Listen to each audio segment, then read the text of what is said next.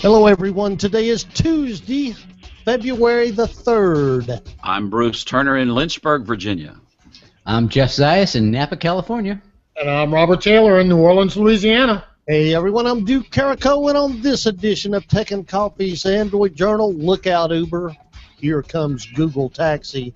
Goodbye, Radio Shack.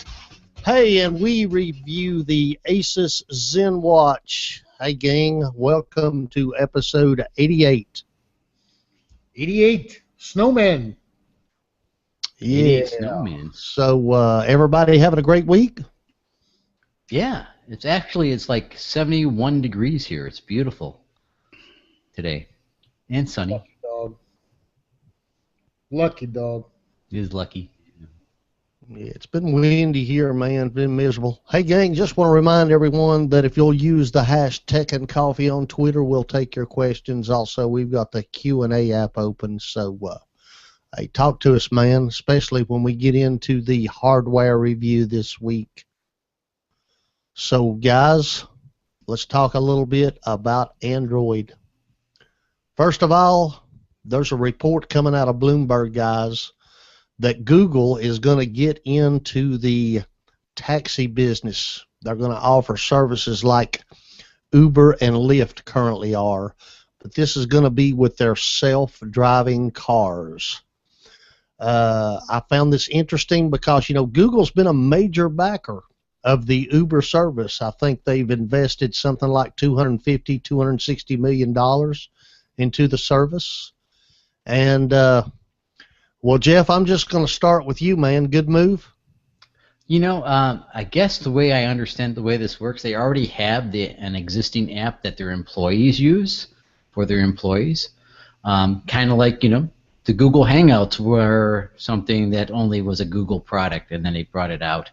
So, yeah, I think it is. The bad thing is, you know, I don't know how many, you know, driverless cars they're going to make and how they're going to lease them out, or are they going to give them, you know, you can lease them from a person. Can a person purchase the car and then sign up for the service and use that car that way? Because, you know, it's going to take a long time to, you know, manufacture a lot of cars and make any kind of penetration. Obviously, they would do it here in, you know, Silicon Valley first. It's a very congested area, so that would work. They would probably want people, you know, give up their cars and things like that. So I would say, yeah, I think it is a good move for them. And they're pushing the driverless cars anyways, and a lot of manufacturers are looking at doing that as well. So, yes. So, well, I'm expecting you to be skeptical about this. Go ahead, buddy. I am skeptical about it because it wasn't clear in the article. They fringed on the driverless cars. They didn't say that what they're going to offer is just driverless cars. Or is it a competing product like Uber with drivers? I guess I didn't get it clearly. Is it really truly their driverless cars? It makes no sense otherwise. And here's why I think this is a great idea. This is an excellent way for them to provide proof of concept in those cities and municipalities where they can get approval to operate there. I think this has more to do with getting approval, more broad approval for driverless cars than it does with providing a transportation service to compete with Uber and Lyft. I think, you know, they're going to take an area where they've got, you know, permission to do the driverless cars.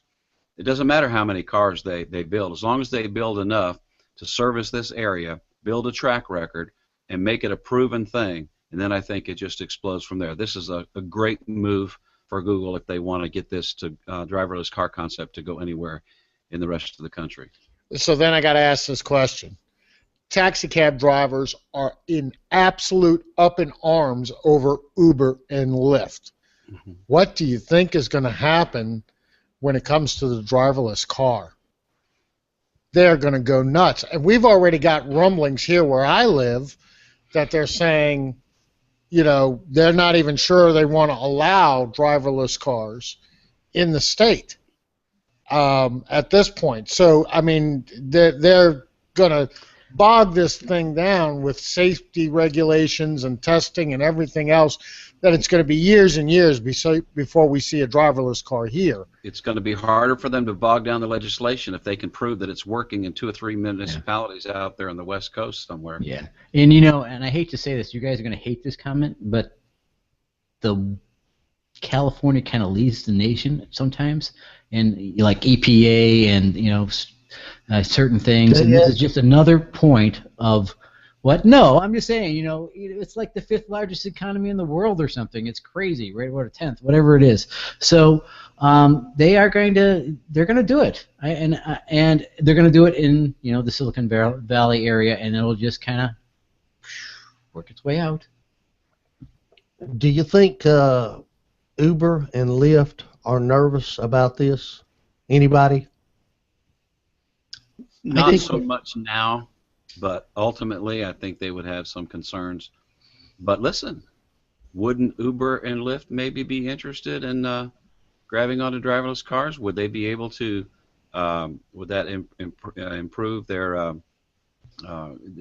business model if they didn't have to pay drivers? And they, it's interesting. I think they're going to be keeping a keen eye on it.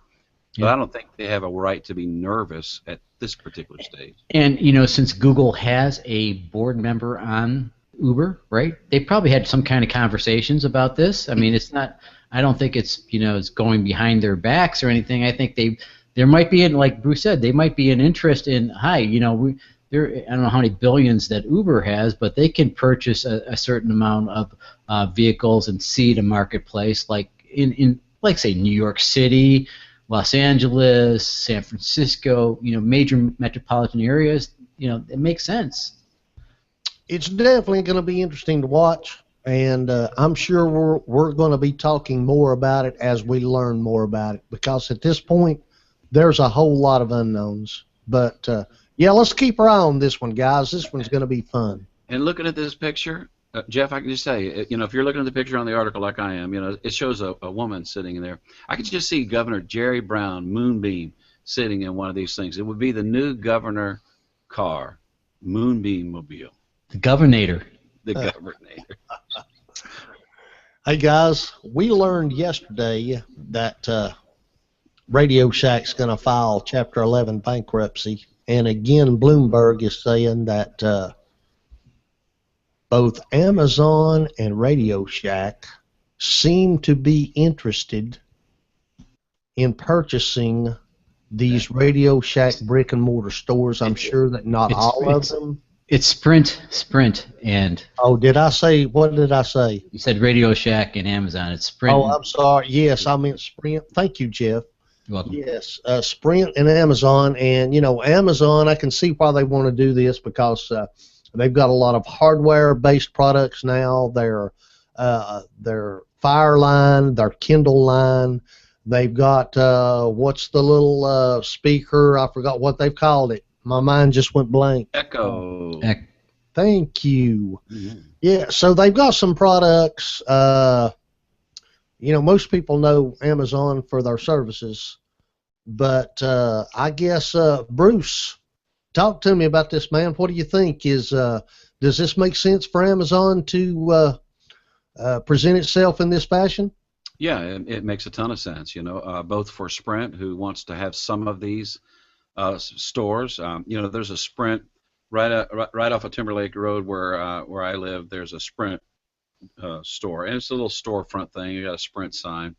But there's a couple really nice Radio Shack places here in the city as well. I think it would be nice for Sprint to have some of those places, but I think it'd be really sharp for Amazon to take some of these some of the more high-end Radio Shack and have them as a hardware distribution place, to show off their stuff, but also to do what they've already been trying to do already with some Radio Shack stores, and that is having these these cabinets or little enclosures where they can have the Amazon drop-off stuff there, and people can go there and pick it up. So yeah, I think it makes a lot of sense, and I hope it's helpful to Radio Shack as well, trying to make some lemonade out of this lemon they're looking at.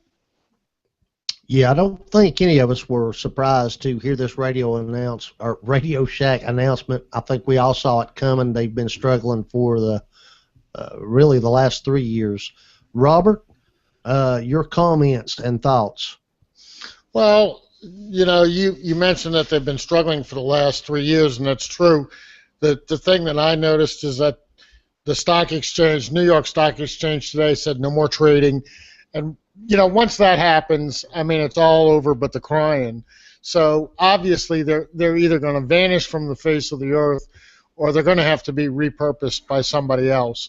I think there are probably more Radio Shack stores than what Amazon would need to start with. So you're talking about they're going to take the cream of the crop, I would presume, if they're going to buy out the Radio Shack locations. Mm-hmm. But I don't know if that's going to happen quick enough. I'm not sure that the deals is going to come together quick enough to really make that happen. I would imagine something like that for Amazon would have either been well in the works and would be hard to change gears at this point, or would be so involved that it would take a long time to actually come to fruition.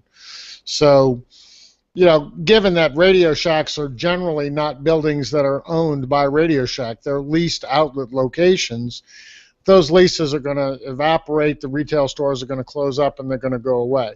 That's not to say that Amazon couldn't come back and take some of those leases, but I would still think that it would be a pretty tough thing to occur.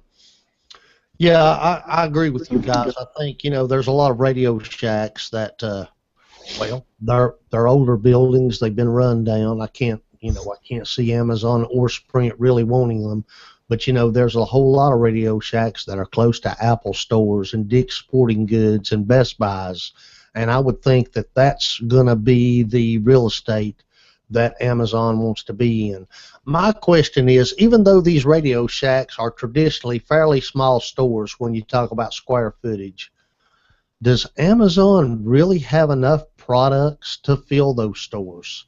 Bruce, you mentioned the Amazon locker and some of the stuff that we've heard around there. But what's your thoughts on this? I mean, when you think about Amazon products, you got 5 or 6 tablets, you got 2 or 3 different Kindles, and a Amazon Fire phone. Let's not forget. I'm just Fire TV, the Echo. Yeah, but still yet, I mean, we haven't named a dozen products yet between me and you, Jeff. What else is there? How do you fill a store with a dozen products? Well, they can have the store with other items too that are typically bought at Amazon.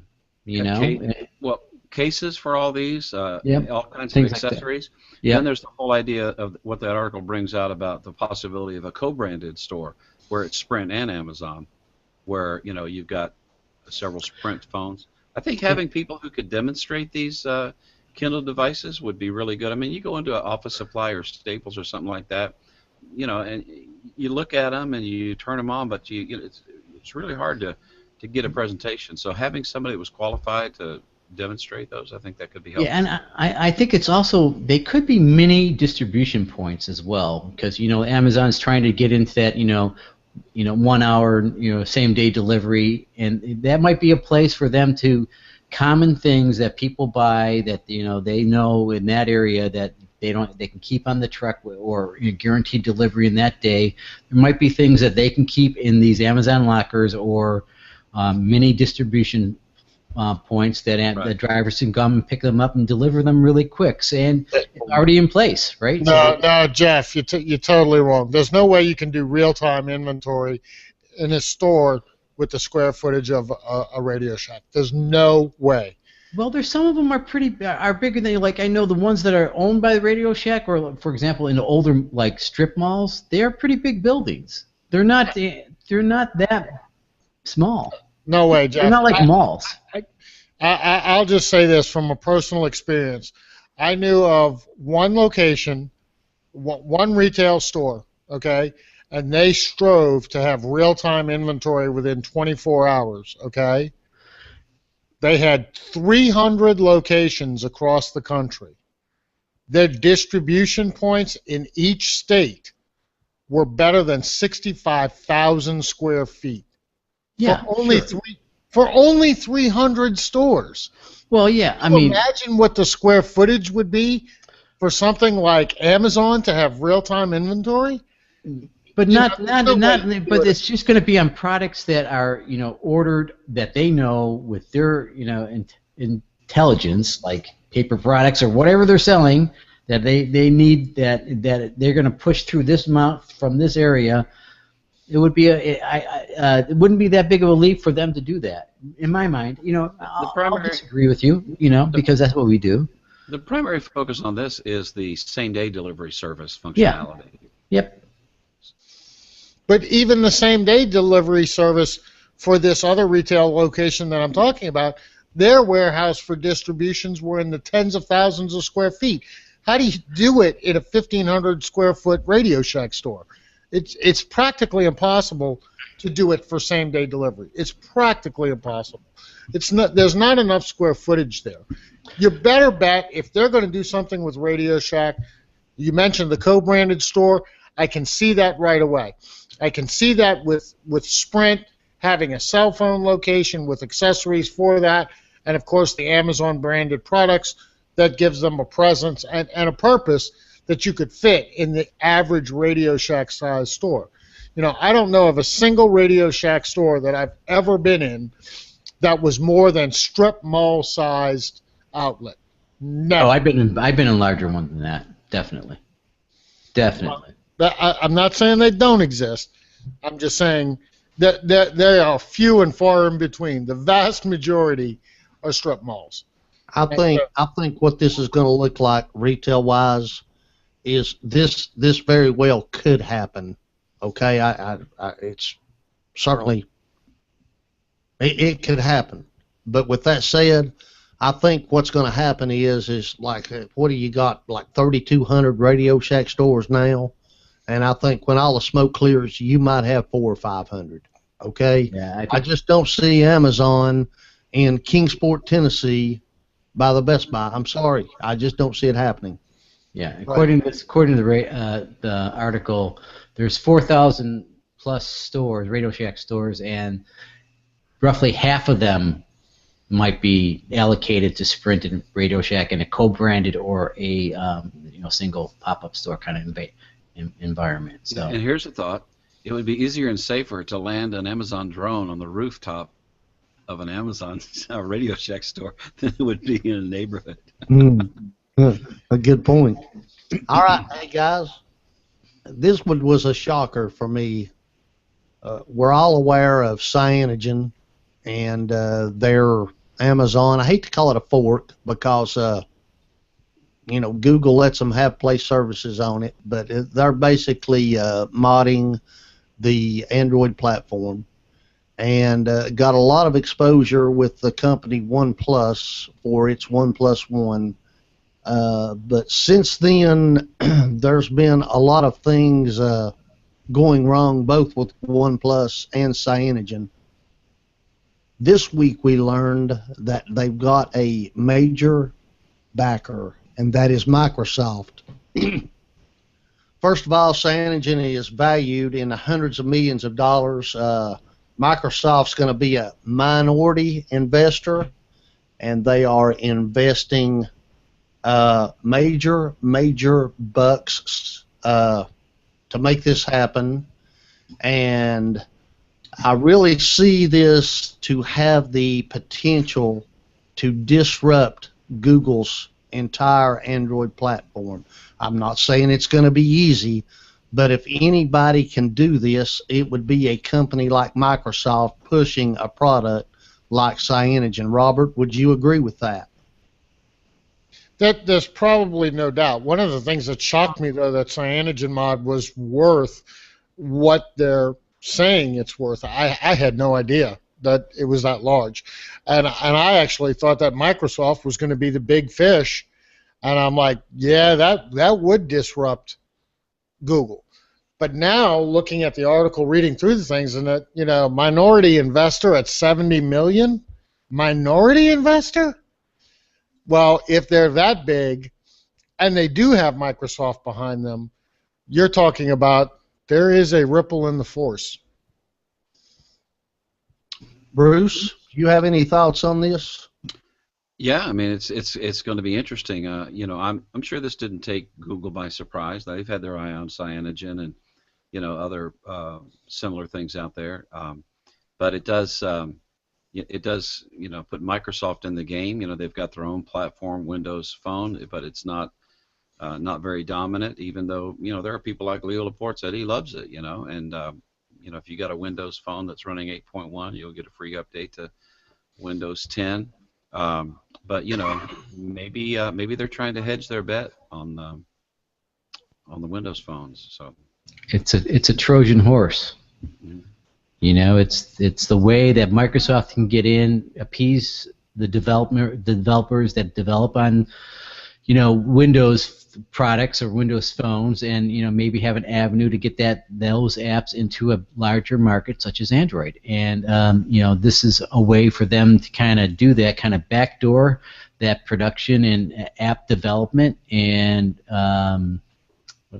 what's the word I'm looking for? The adoptants. Is that a word? Adoptants? I don't know. But just to kind of bring that help the other side, because if I'm a developer of an app, what's the pecking order? It's going to be don't fire me. It's going to be iOS, okay, Android, and then other, and the other would be Windows, right? Windows Phone or something like that. So obviously this gives a little shot in the arm for the Windows developers. Maybe there's a way for them to get into backdoor some hooks or some something that allows them to kind of develop for both and bring it in. So I think it's a very smart move. Is Google worried? I don't think they're worried. I just think they, it's just it's kind of like someone's tugging at their pant leg a little bit. So then the question, this begs the question: what if Google all of a sudden says, you no longer get Google Play services, which in essence cuts them off from the Google Play Store, everything else? Does Microsoft then have an immediate in with their store? But why would they want to cut that out? That doesn't make sense. Because they're, and couldn't they sideload it or something as well? I mean, just because it's not built into it, so. It doesn't make sense for Google not to offer that, because they are selling services, and why limit that marketplace? So I don't think they would do that, but that's just, that was pride, I think, more than business. Well, they're not selling services to Amazon's line of Android forked operating system. Right. Amazon uses their own store, and what's to say that Cyanogen won't turn around and decide to say, well, let's put the Microsoft store here. Yeah, but again, on Amazon products, you can side load Android devices. You Android mean apps. Android apps? Yeah. Okay. Which we all have done, right? Well, like I say, I see it as a way for Microsoft to, get into mobile, Windows mobile phones. I've said before, I kind of like the interface, but there's no real apps out there, even though Microsoft likes to claim there is. And I see this as an opportunity for them. I really do. And let's face it, I think it could disrupt the Android platform. I really do. Anything else on this, guys? Well, I'll make this one last comment. We talk about the difference. There's a paragraph in this article that says all of these different versions of Android are a real problem for Google, because it means that A, not every Android phone promotes Google's online services, and the ads that run on those services, which is where Google makes all of its money, and developers have a hard time keeping up with all the different versions of Android. So if Cyanogen decides, at some point, with Microsoft's nudging, urging, or whatever, hey, let's bring this Windows Store in to CyanogenMod, just like Amazon does right now with their phone. Is Google going to hurt? And I think they potentially could. And I think that's why Microsoft stepped up and said, here, let me throw money at you. Because at some point in the future, we want to have the ability to do more than just Windows phones. This is our inlet to another platform. You're muted. Yeah, but you know what phone? What phone is running Cyanogen? Only the One Plus? Is that right? No, it's a ROM that you can install if you're. Yeah, but you have to do. I mean, you have to be an intelligent user to do it. You have to, basically root your phone and flash with a different ROM, right? Not many people do that. So I think the only phone that is shipping with Cyanogen is One Plus. Isn't that right? Is that right? Yeah. And so, that's just how much of a market penetration is there with that right now? So it's not going to be that huge. It's a poke. It's a little poke. It's a poke. Okay. I think. I don't know, but that's just me. All right. Well, good discussion there, guys. Appreciate it. All right, man. Hey, let's review the Asus ZenWatch. What do you say? I think you put your glasses on. You have to look at the watch. It's about time. All right. Hey, guys, first of all, for anyone watching YouTube, here's the watch. Let's talk about the hardware first. First of all, it's nice hardware. It's a little bit thinner than the Moto 360. It's comfortable on my wrist. I do like the feel of the phone, and believe it or not, I like the rectangular shape, and I believe I like it better than, I don't want to say that I like it better than round watches, but I like it better than Motorola's version of a round watch with that flat tire look. And just really, really quick, there's specs all over the internet, but I'm just going to hit some basics for you. This is a 1.6 inch 320 by 320 AMOLED display. It's running a 400 1.2 gigahertz processor, got 4 gigs of storage at 512 RAM. It is a IP55 water resistance. It's got Gorilla Glass on it, and just on the water resistance, just want to mention, guys, that actually the Moto and the LG is a little bit more water resistant than this one is. Just real quick, I'm going to talk the pros and cons. First of all, I really like the design of it. It's got a real leather strap. Again, I like the buckle.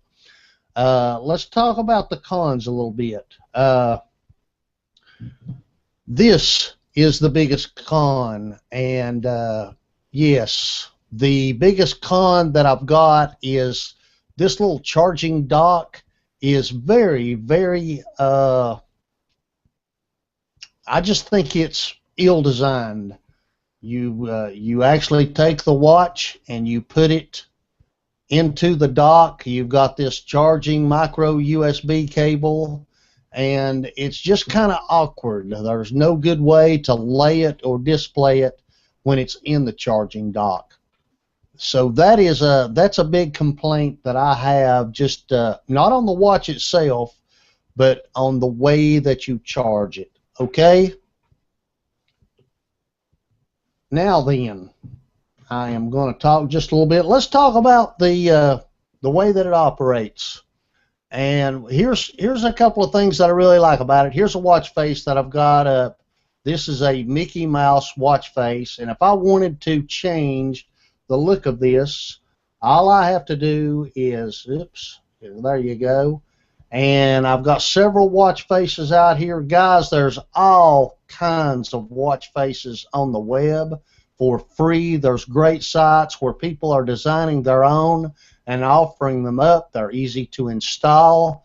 Basically, you just visit the websites from your mobile device, click on download, and then launch it from the appropriate app, and you're in business. And so that is one real cool feature that I like about it, is just the simple ability to change the look of this device on the fly, just you know, on a whim, basically just on a whim. So the watch faces. Now let's talk about some awkward things. First of all, I don't have any notifications now, but if I did, you could, you know, you swipe them up, but they don't go away. They're kind of in the way. You either get rid of them by acknowledging them. You can't just like save them for later if they're busy. What happens is they ride up on the watch face itself, and it's a distraction for me. Another thing, this is kind of how it works. I'm going to swipe down here. You can see I've got 86% battery life here on this. By the way, guys, battery life is I'm going to say more than adequate. I'm not having any trouble at all with the battery taking me through a day on this thing. But basically, here is, of course, you can set your notifications to show all. Don't show any of them. You can prioritize them. All right, you got a theater mode. You've got a sunlight mode, which adjusts the brightness, and then you kind of go into settings, and there are certain things you can do here. Now, how do you get to the apps? Well, it's kind of awkward. So what I've done here is, by the way, I'm getting some notifications coming in now. Somebody must be watching the show. Here's what I'm talking about. You see right there that stripe down there, and if I want to see what it is, right here is Bruce Turner mentioned me, Dan Nichols. Now, if I want to see more, I can swipe this way. I can open on the phone. If it was a Hangouts message, I could reply to it. But I can't start a Hangouts message from here. So, like I say, it's just a little bit awkward. It's like it's a half-baked functionality. So that's one of the things I don't like. But let me show you this right here. This is a third party developed this app, and here's how it works. I go up here to the upper left-hand side. Oops, messed up. Just a second here. Robert just sent me an email. Watch test. Hi, Duke. And you can see his logo there. All right. Now, am I done? Or do I want to reply all? Well, I'm going to reply all. Hey, Robert, thank you very much for the email.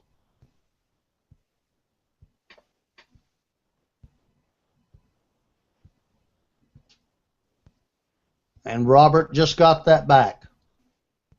So once it comes into the watch, there's a lot of functionality that's there just by speaking using Google Now. But if I wanted to start this, I couldn't. And like I say, that is a little bit of a downer to me. All right, man. So I go up here. This is an app drawer. Like I say, this is developed by a third party. And there's some cool things on here. You can record audio from it using the phone's microphone. You can launch your camera from it. There's some other apps. Here's Google Fit. So you can see that I've been active for 26 minutes today. Here's some of my weekly history. Now, I'm going to check my heart rate. So how I do that, this is a little awkward. It suggests that you do it like this. You hold your index finger and your middle finger on the outside edges of it just to make contact with it. So let's do that. 190. Do you believe that? Do you believe my heart rate's at 190? So I'm going to check it again. Yeah, 193. No way. 113, and I didn't even touch it. Okay. So you know, if your where's the life sensor? depended on it, I wouldn't recommend this. Where is the sensor on that? It's in the back of it? No, the sensor, you make the electrical contact by touching both sides of it here. Okay, that's kind of how it's designed to work. All right, man. Robert, there's some more Google notifications. Oh, we got several people here who acknowledged that they're watching Android Journal here tonight. Okay, now then, what kind of questions you guys got? Can you show them the features of the different sensors that you can put it on the face watch? Yeah, it's got several sensors. You can do the pedometer. It's got gyroscope. There's several things that you can do sensor-wise within the watch faces. And you can build your own. There's some great apps out there to build your own. Have you used the Google Maps or the GPS functionality? I have not really used them real world. I've tried them. I can tell you this, something I think's really cool on it. Obviously, you get the arrows when you're navigating with the watch. Mm-hmm. But if I'm to turn left, just before that left turn comes up, the watch will vibrate once. And if I'm to turn right, it will vibrate twice. So that makes it pretty cool where you don't have to necessarily look at it. And if it reroutes you, does it shock you?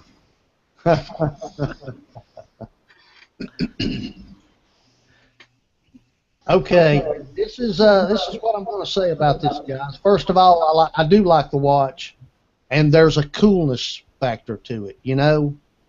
But with that said, this is $200, and here's the deal. I can't live without my phone. I depend on my phone in so many ways. All right, I can live without this. Yeah. And it's $200. You know, $200 will buy a good Chromebook, Bruce. Oh yeah. Yeah. So. But can you show the OK Google feature? Well, sure. Okay. With our number one phrase. 135 times 7.326.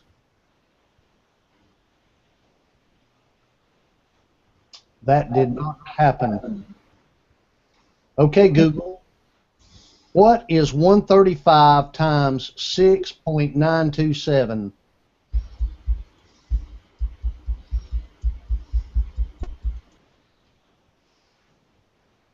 Yep.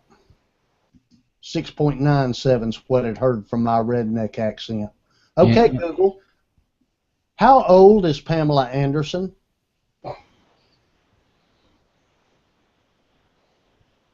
Hey, she's 47. And they show a picture of her. How nice is that? Okay, Google. Remind me to thank Robert Taylor for sending me an email.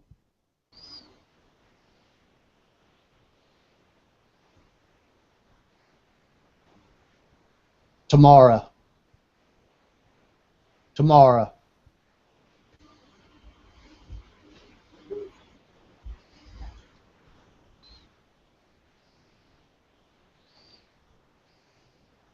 Okay, Google. Send a text to my wife. I love you. Which one? It said which one? Are you a bigamist?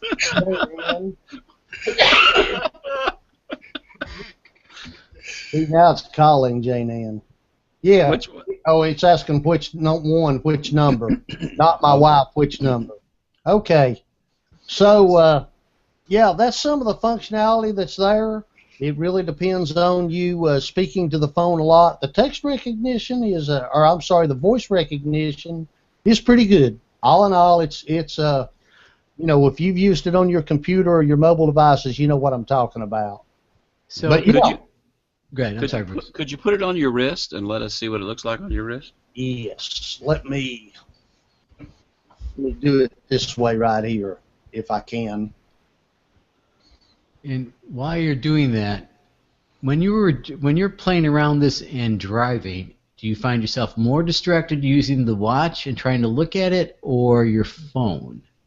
I don't really pay that much attention to the watch when I'm driving. It will vibrate from time to time, letting me know I've got notifications, but it's not like I feel like I have to investigate it as soon as I hear it. You know? Thank God for an HD camera, man. There's, like I say, all kinds of watches, and just, I'll tell you what, let me, because like I say, to me this is the coolest factor, is being able to swap and change the look of the watch on the fly. Let me get rid of that.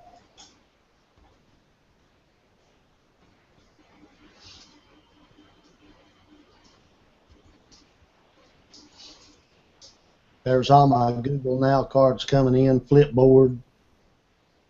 Yeah, there's a little bit different watch face. It's got the weather for the next 3 days. It's showing me what my watch percentage and my phone percentage is.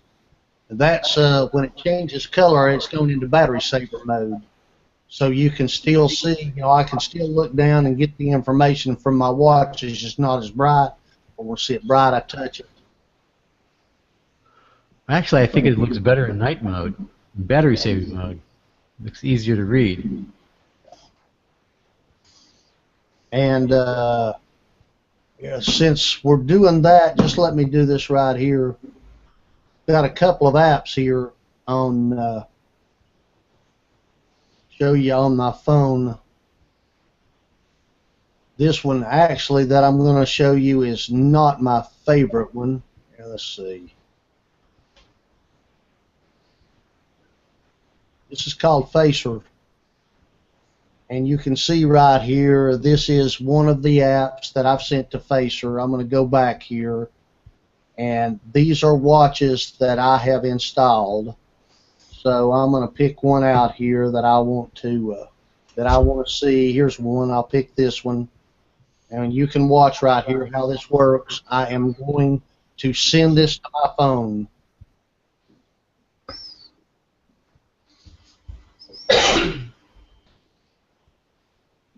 It's telling me that it's not designed for it, so it might not work good. And it's syncing. And there's the watch. There's the watch face that I picked from my phone. So like I say, there's all kinds of options out here. I can go in and I can edit this particular one. And pretty cool. So there's that's the coolest factor of this, just being able to swap from watch face to watch face on the fly. Literally, there's thousands out there to choose from, both round and square. So yeah, that is it. Guys, any other questions? No, it's a good looking watch. I like it. All right, man. Let's do this right here. Hey guys, who the heck are we? We are Tech and Coffee. We're a G+ community. We hang out daily, and we would love for you to come over and hang out with us. You can find us at techandcoffee.info. You get over there, you can learn a little bit about what we're about. We love talking tech. We love hanging out, man, and we've all, several of us have become friends over the last couple of years. We've met in real life, and like to welcome you to be a part of that.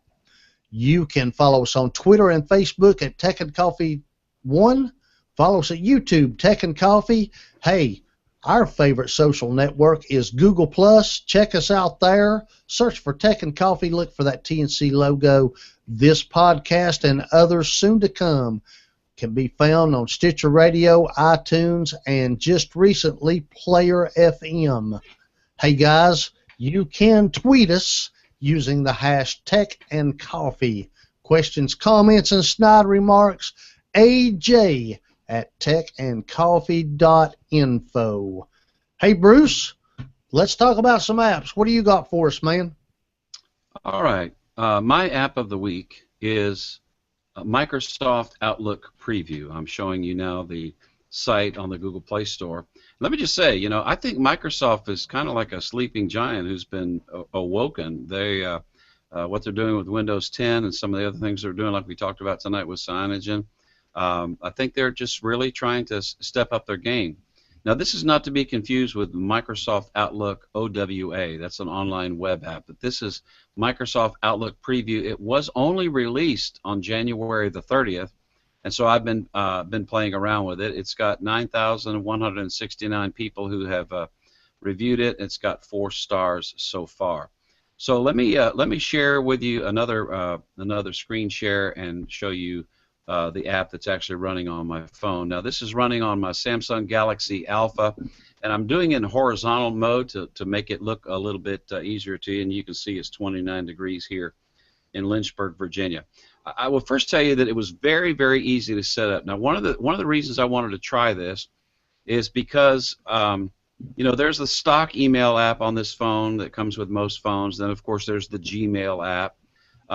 You can, with the stock app, add a Gmail account to it, but you can do the same thing with this one. So what I'm going to do is I'm going to tap on this area where it says accounts, and you see I have a number of accounts here. I have my Gmail account, so I can tap on the Gmail account and I can look at just my Gmails. One of the complaints that I have about this is it's not as responsive as the Gmail app or just the regular stock email app that's on this Samsung Galaxy Alpha phone.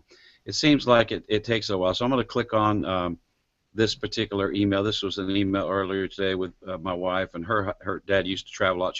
I've got some late flights, and we're working on a one-car situation, and so she was asking me about that. I can go. This is just all my work account. It was very easy to install that.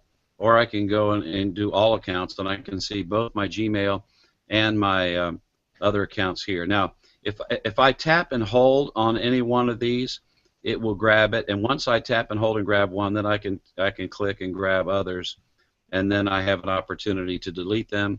There's an app up here, a button up here where I can move it to different folders and so forth. And of course, I don't have a lot of. It's easier for me to move it to a folder if I go to my Microsoft Exchange email. So I can take this one. Now, this is a U.S. Airways dividend miles thing. But if I go there, I can look at all the different folders that I've created on my Microsoft Exchange, and I can move all those there. So if I wanted to add a new account. Let's see. Well, before I do that, let me show you the calendar, because one of the other nice things about this is there is a calendar feature on this. So it's kind of nice to have the calendar feature, and this grabs both my Google Calendar as well as my Microsoft Exchange calendar. So I can go to different days of the month. I can swipe over here, and now I'm in February. One of the things that I don't like about the calendar is there's no option to have a month at a glance view. Everything is, well, you have a couple choices. You have agenda or you have day. So now I'm looking at the day, and I can see the different things that I've had today, or I can go and look at the agenda. And so I like agenda, but every once in a while I like to look at the whole thing. I don't want to have to scroll all the way through February to get to March. I want to be able just to pick the particular month, and you click up here on this on the little chevron up at the top that you can't go. There's no way to get to a month view. So, I wish that they would. I wish that they would change that. But it was really easy to add another email account. You can see I've got my Gmail account and I've got my Outlook account. If I click Add Account, here's the options that it gives you. It gives you Exchange, and I want to tell you something. You put in your Exchange email and your Exchange password, it found everything that I needed to set up my Microsoft Exchange with the company that I work for. You got Outlook.com, you got Google, you got iCloud, you got Yahoo, or you can do other email. So all in all, it works pretty good. Probably the biggest problem that I have with it right now is it just seems to be a little slow to opening up emails. It's not as responsive, and it is a preview. This is not the final deal, but I think it's got some possibilities, and so it has a place on the front screen with all my apps. I put it right next to the stock email app and the Gmail app, and I've been playing around with it now since January the 30th, and I'll continue to play around with it for a couple weeks. So Outlook is the app. It's Microsoft Outlook Preview. It's free in the Google Play Store. All right, thank you, Bruce. And just want to mention, I really like the looks of that. It looks like it's a material designed app. Yeah, I like that. Jeff, what do you got for us, man?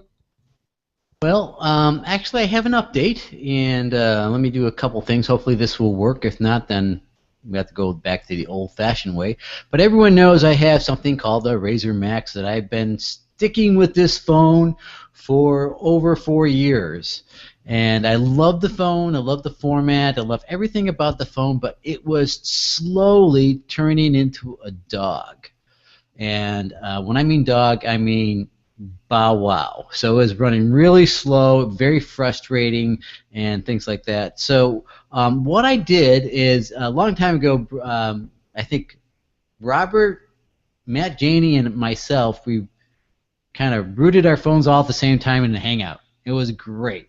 And the phone was just working great. And then I had the last OTA update, and I decided to reroute the phone again this time, and that seemed to clean up whatever it cleaned up. And that was probably about 3 weeks ago or 2 weeks ago that I did that, and the phone is just peppy like it was before.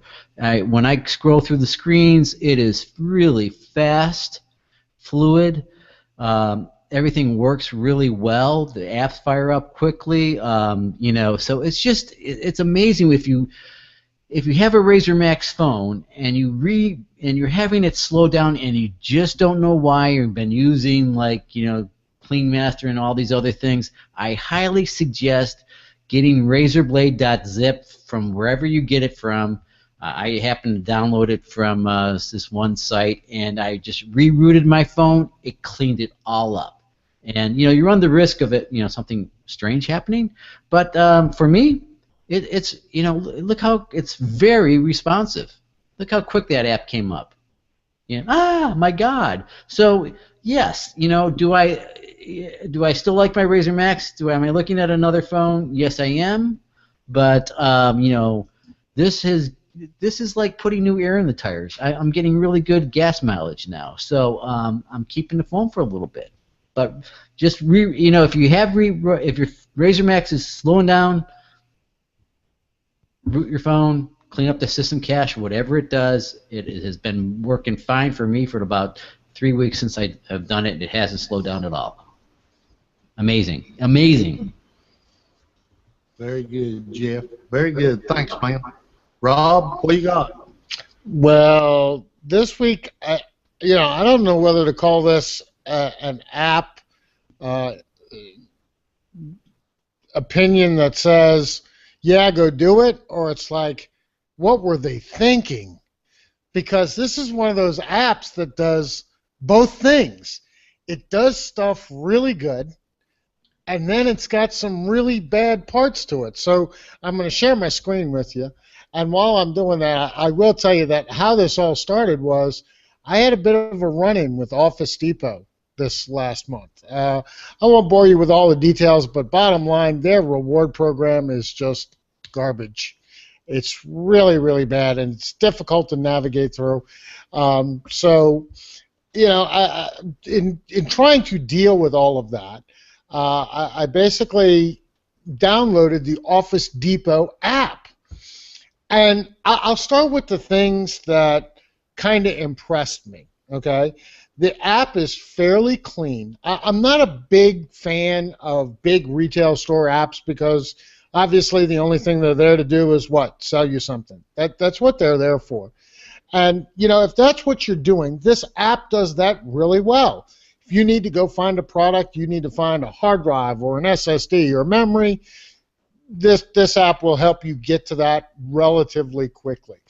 One of the things that I do at Office Depot a lot is I get customers who call me up that says, I have this printer, I need this ink right now. Well, my standard response to them is Office Depot. Just go to Office Depot and get the cartridges or toner, whatever. But this app takes it one step further. If I'm at the location and I'm connected to their network, now I want you to watch what happens. I'm going to click on the ink finder, and I'm going to give it just kind of a second here, and I hope it shows up quickly this time.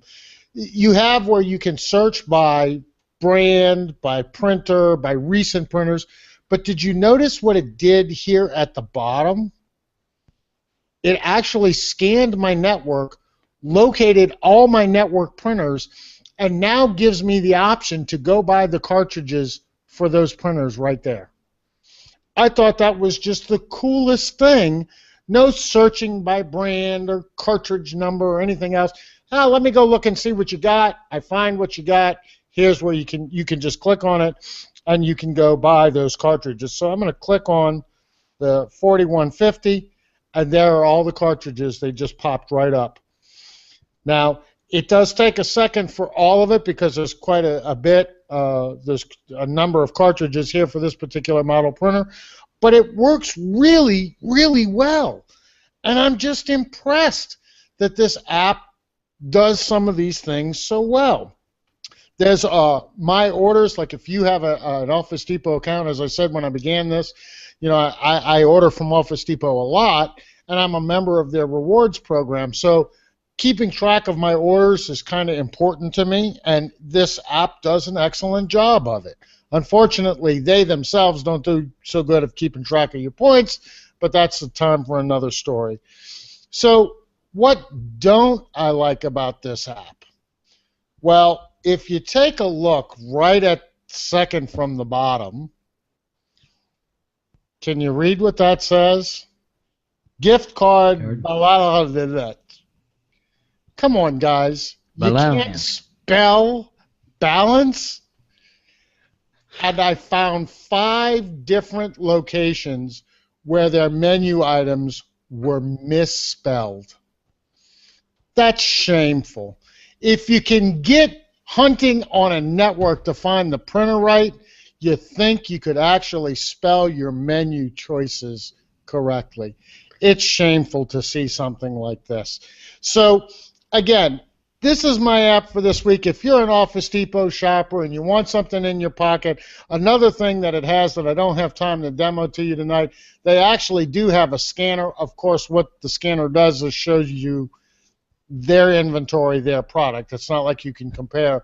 But if you have a cartridge or a toner case, scan the UPC, it comes right up and tells you where it is, what store has it, how much it costs, and you can even order it and have it delivered next day. So there are things that this app does really, really well. There's some things that Office Depot still needs to work on and get right, and trust me when I say they need to work on their rewards program than their spelling. That's my app for this week. The Office Depot app, check it out in the Google Play Store. Of course, it is free. All right, man. Very good. Yeah, I never would have thought about an Office Depot app, although I will confess, I once used a Walmart app on my phone. It was a pretty good app. So there you go. Hey, guys, real quick, I wanna give some shout-outs to Josh Swafford, Epic Podcast. Thank you guys for tweeting out our Player FM episode 87. Really appreciated that. The same to you, Data Geek. We really do appreciate the all the Twitter love, man. We've been getting a lot of it. Lady T. Wells and Charlie Says, thank you guys as well. Also, Dennis DeVoe. You have both tweeted us and shared us on Google Plus, and thank you guys so much for doing that, because we definitely appreciate this is a podcast of passion, and we're certainly not in this for the money. And thank you guys. We appreciate the support, And yeah, hey, listen, you guys have a great week. We will catch you next Tuesday night. I'm assuming we're going to be talking about the Samsung Galaxy S6 rumors. Also, hey guys, HTC missed their 90-day window that they promised all their users would be getting Lollipop. And I can't really blame HTC because Android Lollipop is now on 1.6% of all the Android phones out there. That is pathetic, man. I'm sorry. Google, you really let us down on this one. Hey, guys, have a great one. We will catch you in 7. Peace out, everyone.